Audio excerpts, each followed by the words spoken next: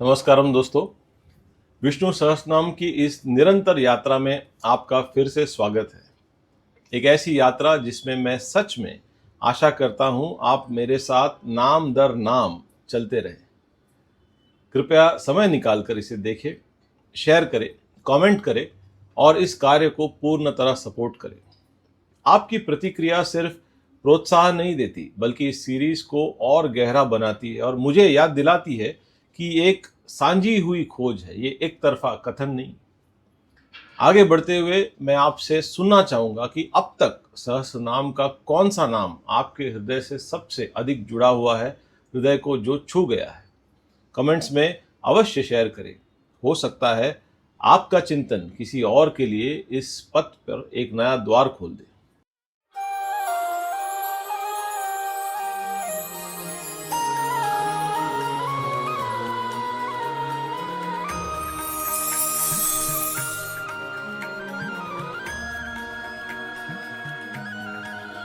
आज हम श्लोक 4 में प्रवेश करते हैं, जहां नाम भगवान विष्णु के अनेक आयाम खोलते जाते हैं।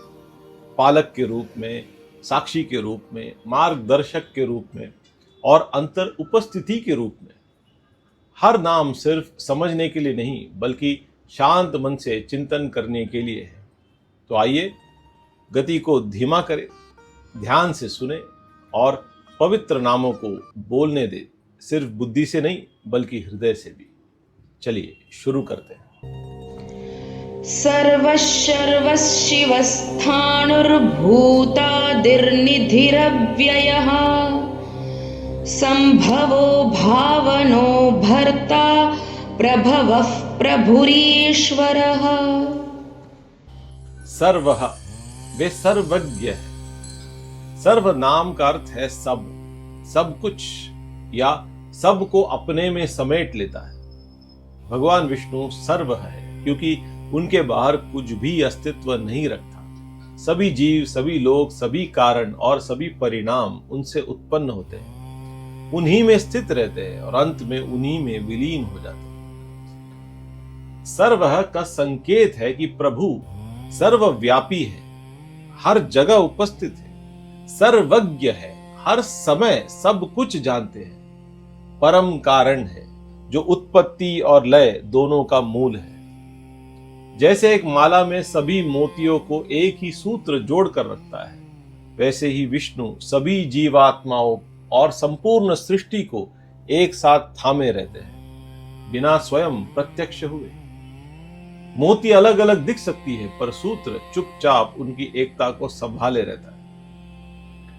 भगवत गीता में भी श्री कृष्ण कहते हैं, अहम सर्वस्य प्रभवो मत्तः सर्वं प्रवर्तते इति मत्वा भजन्ते माम बुधभव समन्वितः।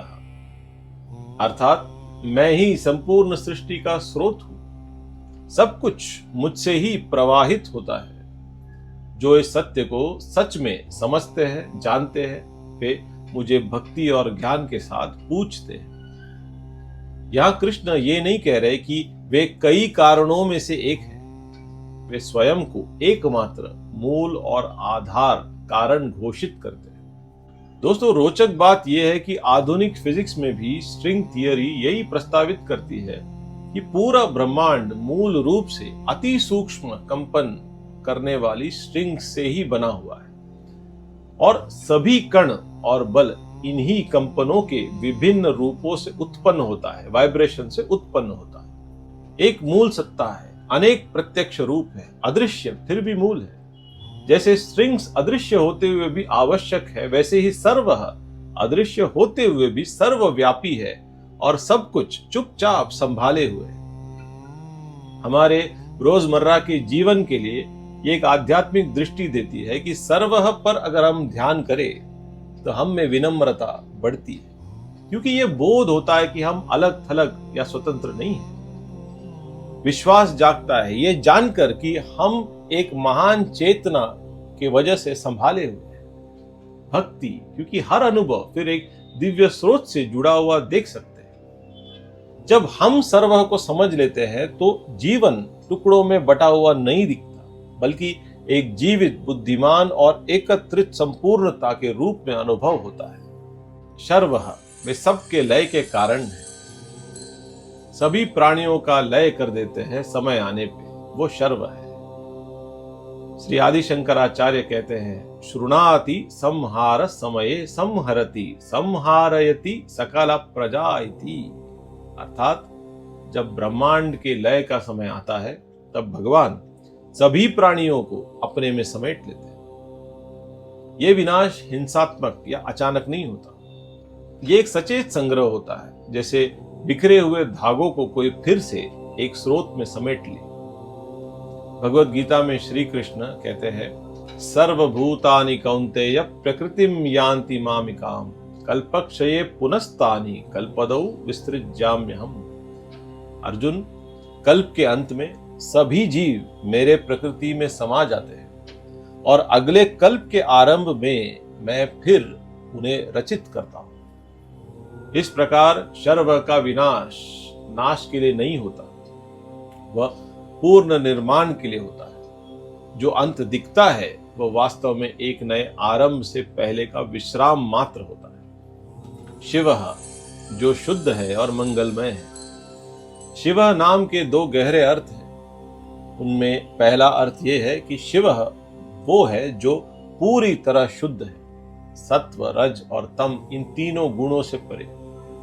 श्री आदि शंकराचार्य कहते हैं, निस्त्रय गुण्यात अया शुद्धवात शिवः। वे शिव इसलिए कहलाते हैं क्योंकि वे प्रकृति के तीनों गुणों से परे रहकर नित्य शुद्ध रहते हैं। ये शुद्धता केवल नैतिक शुद्धता नहीं है, ये तत्विक शुद्धता भी है। परिवर्तन से परे, विकार से परे और सीमाओं से परे एक अलग अवस्था है। शिवा का दूसरा अर्थ है मंगल देने वाला। महाभारत में कहा गया है कि जो अपने भक्तों को अविशिष्ट फल प्रदान करता है वह शिव कहलाता है। जहां उनका स्मरण होता है वहां कल्याण होता है, जहां उनका आवाहन होता है वहां सामंजस्य आ जाता है। नारायण उपनिषद इस सार को बहुत सुंदर रूप में व्यक्त करता है। शाश्वतम शिवम अच्युतम, वे नित्य है, मंगलमय है और अपने भक्तों को कभी पतित होने नहीं देते। और आगे कहते हैं, स ब्रह्म स शिवा सेन्द्र सोक्षरा परमस्वरा। वे ब्रह्म है, वे शिव है, वे इंद्र है, वे अक्षर है, वे परम है और वे सबके अधिपति है। इस प्रकार शिव केवल एक नाम नहीं, वे एक आश्वासन है कि शुद्धता, रक्षा और मंगल दिव्यता का स्वभाव ही है। स्थाणुः, जो अचल और अपरिवर्तनशील है। स्थाणुः का अर्थ है जो पूरी तरह स्थिर है, अचल है, जो समय, भाव या परिस्थिति से कभी विचलित नहीं होता, जो सृष्टि से पहले भी वही होता है, सृष्टि के दौरान भी और लय के बाद भी, उसे ही स्थाणु कहा जाता है। ये नाम परंपरागत रूप से भगवान शिव से ही जुड़ा जाता है। वे मौन साक्षी जो विश्व के नृत्य के बीच भी अचल खड़े हैं। और विष्णु सहस्रनाम में ये हमें याद दिलाता है कि नारायण भी वही अकंपित सत्य है। संत कबीर अपनी सीधी और गहरी वाणी में इस सत्य को कहते हैं, अचल अचंबो देख रे भाई, थाड़ा है ना टालई जावई। ये भाई, इस अद्भुत अचल तत्व को देखो जो स्थिर खड़ा है, उसे ना तुम हटा सकते हो ना हिला सकते हो।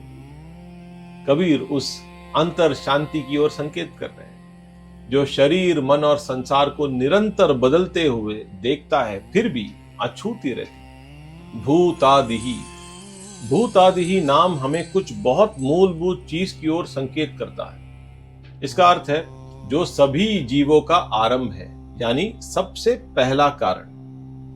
श्री आदि शंकरा इसे सरल और प्रभावशाली रूप से समझाते हैं।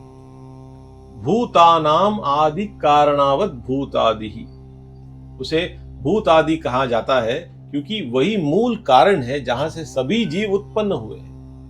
सिर्फ जीव नहीं परंतु अनुभव की जाने वाली अस्तित्व भी उत्पन्न हुई है। स्वामी चिन्मयानंद इस विचार को एक कदम और गहरा देते हैं जब वो कहते हैं, वे हमें याद दिलाते हैं कि भूतादिहि का अर्थ है पंच महाभूतों का भी कारण।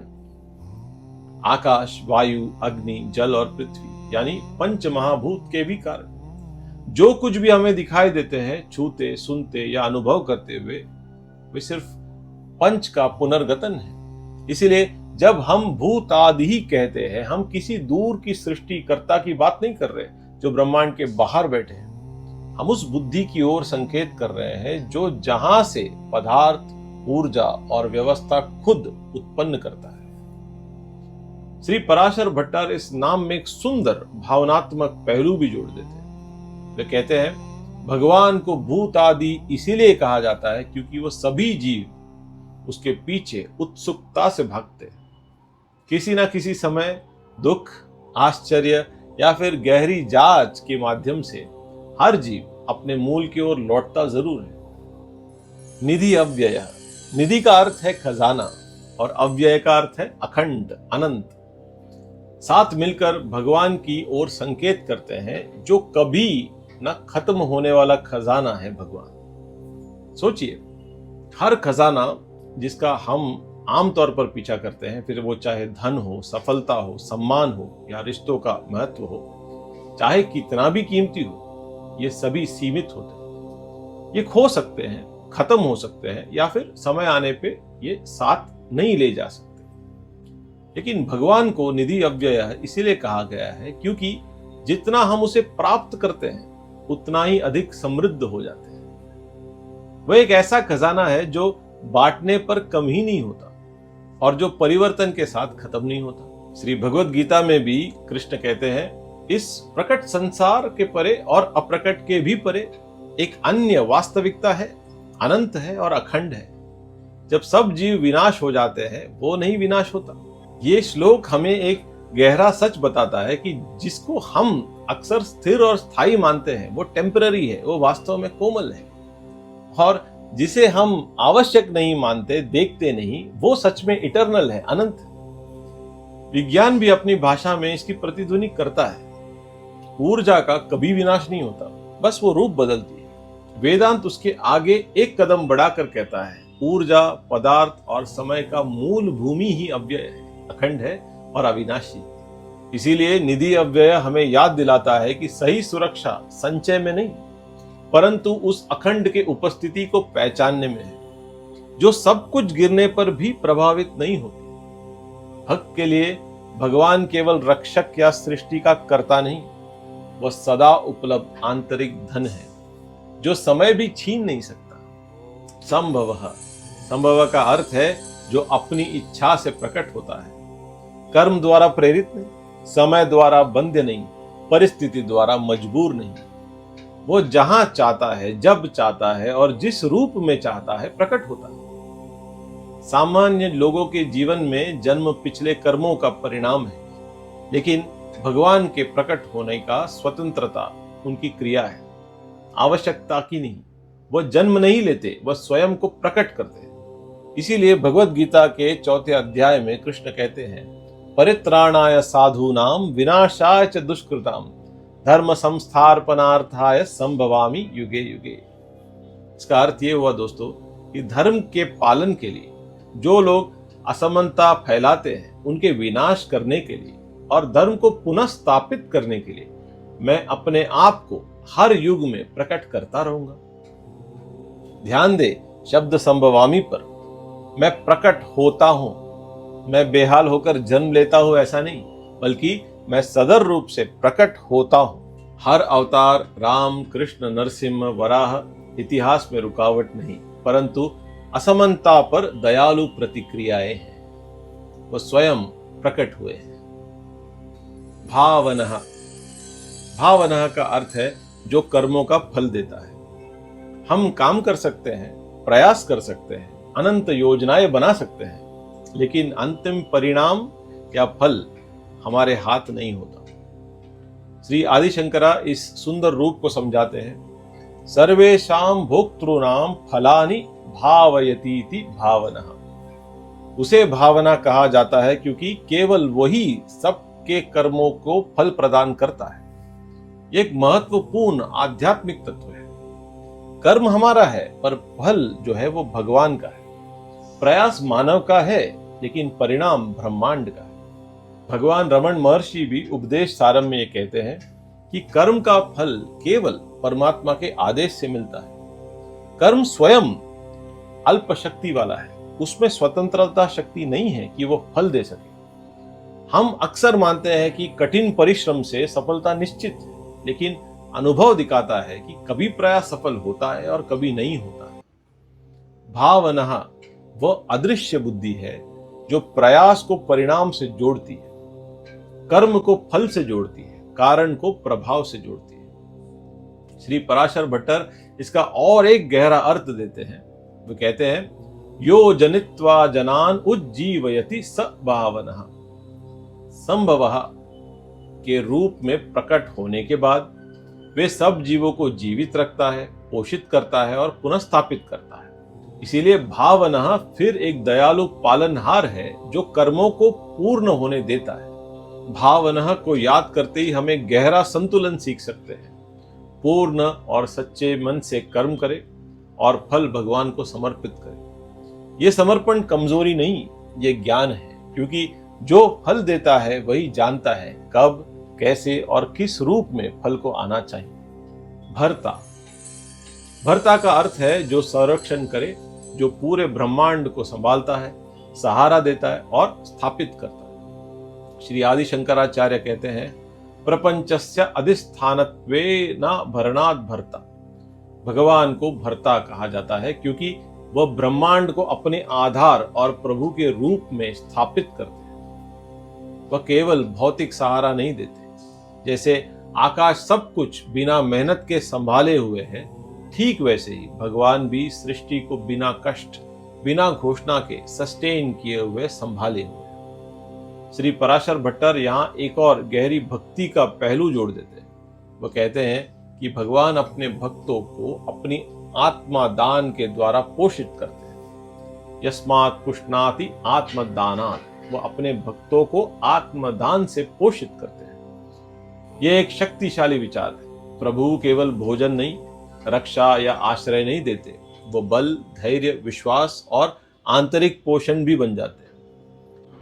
दोस्तों, इस नाम में एक शांत आश्वासन भी है। जब जीवन अस्थिर लगता है, भर्ता हमें याद दिलाता है कि इस अस्तित्व को एक बुद्धि द्वारा पकड़ कर रखा गया है, संभाल कर रखा गया है, पल पल, जो सब कुछ संभालती है और कभी नहीं छोड़ती। प्रभवः, प्रभव एक नाम है जो अर्थ से भरा हुआ है। श्री आदि शंकराचार्य इसके दो प्रकार समझाते हैं। पहला, ब्रह्मांडीय रूप, प्रकर्षेना महाभूतानि अस्मात् जायन्ते इति प्रभवः। सब बड़े जीव, सब शक्तिशाली केवल उसी से प्रकट होते हैं। दूसरा, एकदम व्यक्तिगत और गहरा अर्थ है। प्राकृष्टो भावो जन्म अस्य इति, उसका हर जन्म महानता का कार्य है। सामान्य जन्म कर्म और आवश्यकता से होता है, पर भगवान जो प्रकट होते हैं उनका उद्देश्य जागृत और आलोकमय है। हर अवतार केवल आगमन नहीं, वह एक घोषणा है, एक सुधार है, एक प्रकाश है। जब वह राम, कृष्ण, नरसिंह या वराह के रूप में प्रकट होते हैं, ये कमजोरी नहीं है, ये महानता की एक्सेसिबिलिटी को चुनने का रूप है। और भर्ता और प्रभवा एक सुंदर संतुलन दिखाते हैं। जो ब्रह्मांड को सस्टेन करता है, संभाले हुए है, वह उसमें बार बार प्रवेश करता है, उसके रक्षण और पुनः स्थापन के लिए। प्रभु, प्रभु का अर्थ है सर्वशक्ति और सर्वोपरि क्षमता वाला प्रभु। श्री आदि शंकराचार्य कहते हैं, सर्वासु क्रियासु सामर्थ्य अतिशयवान प्रभु। उसे प्रभु कहा जाता है क्योंकि हर क्रिया में उसकी क्षमता और कुशलता अपरिमित है। वह जो भी कार्य करता है अधूरा, संकोचित या अनिश्चित नहीं करता। सृष्टि, सस्टेनेंस और विनाश सब बिना संघर्ष, बिना उलझन के होता है।